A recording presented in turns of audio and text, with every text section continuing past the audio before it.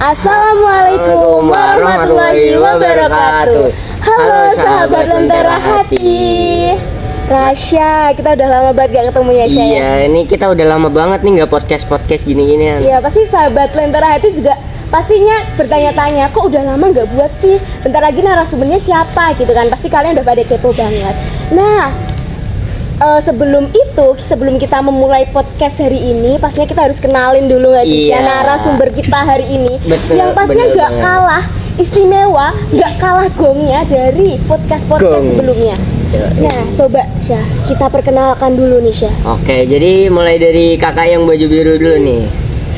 Halo sahabat Lentera Hati, perkenalkan nama aku Farah Zain. Di sini aku jadi narasumbernya Kak Winda sama Kak Rasya. Halo Kak Farah.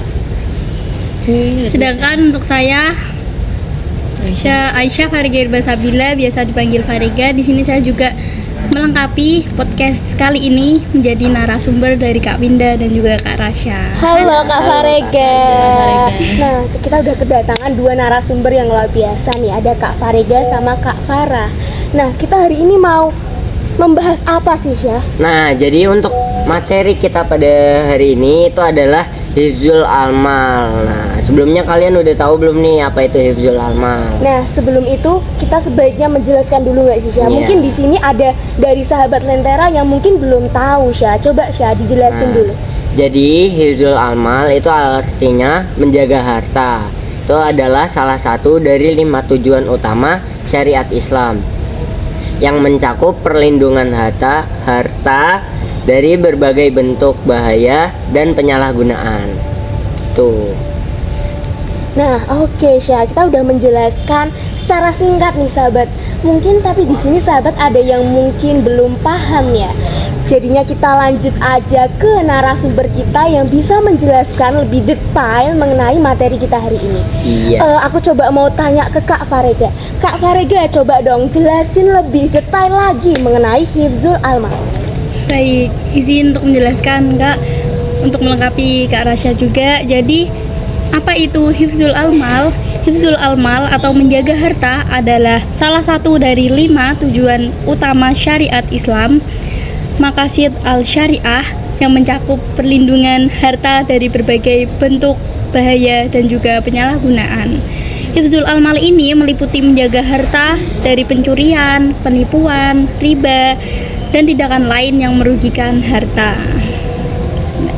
Nah, oke, kita udah menjelaskan, kita sudah mendapatkan sesuatu materi yang sangat-sangat bermanfaat ya teman-teman mengenai penjelasan tentang Almal.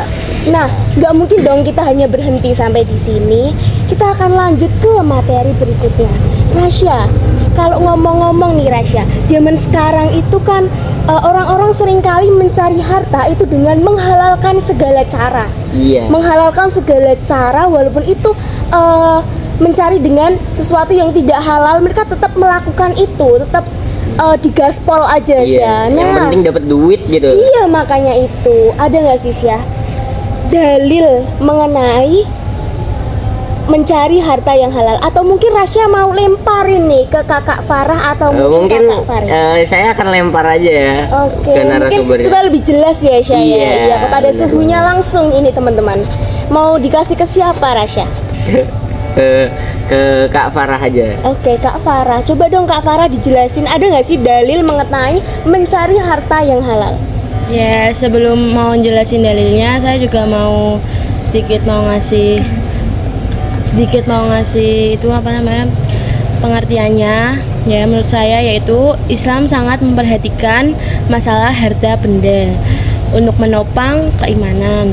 Allah Subhanahu wa Ta'ala memerintahkan umatnya untuk bekerja mencari rezeki yang halal. Al-Quran mengistilahkan dengan fadlullah, yang artinya karunia Allah, sebagaimana ayat berikut ini, yaitu idza qudiyatil shalu fantashiru fi ardi wabtagu min fadlillahi wadhkurullaha katsiran la'allakum tuflihun. Artinya, apabila saat telah dilaksanakan, maka bertebarlah kamu di bumi, carilah karunia Allah Subhanahu wa Ta'ala, dan ingatlah Allah banyak-banyak agar kamu beruntung. Surat Al-Jumu'ah 62 ayat 10. Nah, oke teman-teman, ini udah dijelasin nih sama Kak Farah mengenai dalil mencari harta yang halal. Tadi kan udah dijelasin tuh artinya, yaitu apabila saat telah dilaksanakan maka bertebaranlah kamu di bumi. Carilah karunia Allah dan ingatlah Allah banyak-banyak agar kamu beruntung. Jadi kita harus selalu mengingat Allah supaya kita beruntung. Gitu Rasya. Iya. Lanjut Rasya, materi selanjutnya itu kita apa sih Syah? Nah, selanjutnya tuh adalah proses dan cara yang digunakan untuk mendapatkan harta benda yang halal gitu yang ya. halal pastinya Dengan cara teman-teman. Jadi halal. kita mau tanya nih ke Kak Farah dan Kak Fariga, gimana sih proses dan cara yang digunakan untuk mencari harta yang halal? Oke, dari Kak Fariga atau Kak Farah, siapa nih yang mau menjelaskan? Baik, boleh saya dulu. Jadi, mencari harta halal, prosesnya dengan cara digunakan untuk mendapatkan harta benda harus benar-benar halal. Islam melarang semua bentuk kecurigaan dalam memperoleh harta benda seperti mencuri, menipu, riba, dan juga korupsi. Korupsi itu teman-teman yang lagi marak ya ini di Iya. Indonesia. Lanjut Kak Fariga. Pada masa kekhalifahan Umar bin Khattab, ada seorang petani Syria yang mengadu bahwa tanamannya telah terinjak-injak oleh pasukan muslimin. Maka Umar bin Khattab memerintahkan agar membayar ganti rugi kepada petani tersebut yang diambilkan dari kas negara. Berikut ini yang sudah saya bacakan itu contohnya. Nah, itu adalah salah satu contoh. Islam itu sangat melarang keras teman-teman untuk riba, pencurian, ataupun bahkan korupsi, penipuan. Itu sesuatu yang sangat dilarang keras ya Iya, Syah, di bener dalam banget. Islam. Jadi teman-teman Lentera Hati ini seharusnya udah paham dan harusnya mengamalkan dong, ya kan?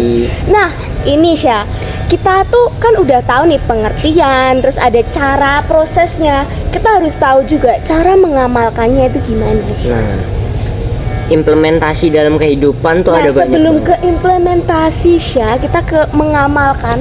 Tadi sih nih udah kode-kode sama Kak Farah. Kak Farah mau ngasih tips untuk mengamalkan mengenai hifzul almal. Coba dong Kak Farah dijelasin cara mengamalkan. Menurut saya sendiri cara mengamalkannya yaitu dengan membaca basmalah, lalu membaca niat, mengharap perlindungan, keberkahan, dan penjagaan dari Allah atas seluruh harta dan usaha. Lakukan rutin, khususnya setelah subuh dan maghrib. Serta jangan lupa sedekah, zakat, dan penggunaan harta di jalan yang halal. Jika sudah melakukan ini semua, insya Allah harta kita akan terjaga. Gitu teman-teman. Jadi tadi cara mengamalkannya ya Rasya ya. Iya. Yang pertama itu membaca niat dulu teman-teman, membaca niat Bismillah, Bismillah. mengharap perlindungan, keberkahan, penjagaan dari Allah atas seluruh harta yang udah kita punya. Jadi harta yang kita punya itu kan titipan ya Rasya ya. Kita Iya. harus selalu ingat itu.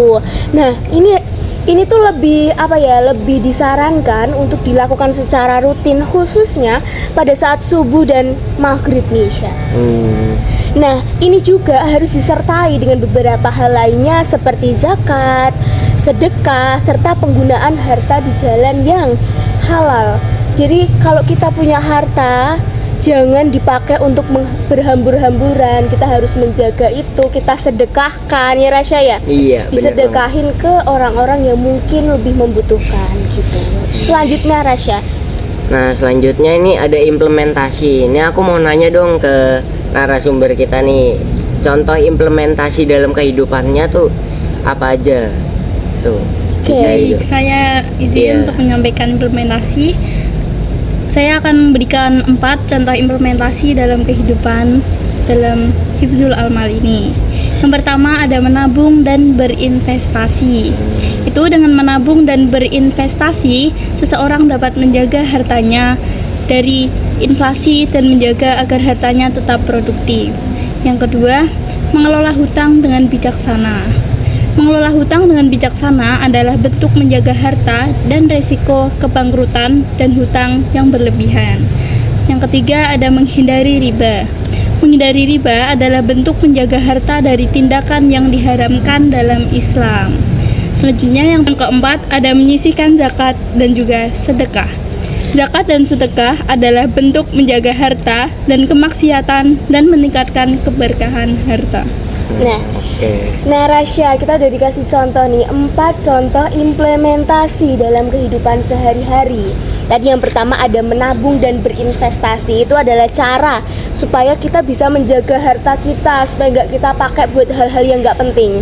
Yang kedua, mengelola hutang dengan bijaksana. Jadi sebaiknya kita nggak terlalu banyak ya Rasya Iya, ya nggak. berhutang. Kalaupun mungkin kita saat-saat butuh, kita jangan kita berutang secukupnya aja gitu. Terus yang ketiga deh, yaitu menghindari riba. Menghindari riba dengan bentuk menjaga harta yang diharamkan. Terus yang terakhir ada menyisihkan zakat, menyisihkan uang untuk zakat serta sedekah. Yang tadi udah saya sampaikan ya Syaya. Iya. Kita bisa menjaga harta kita dengan bersedekah maupun berzakat. Oke, Syah.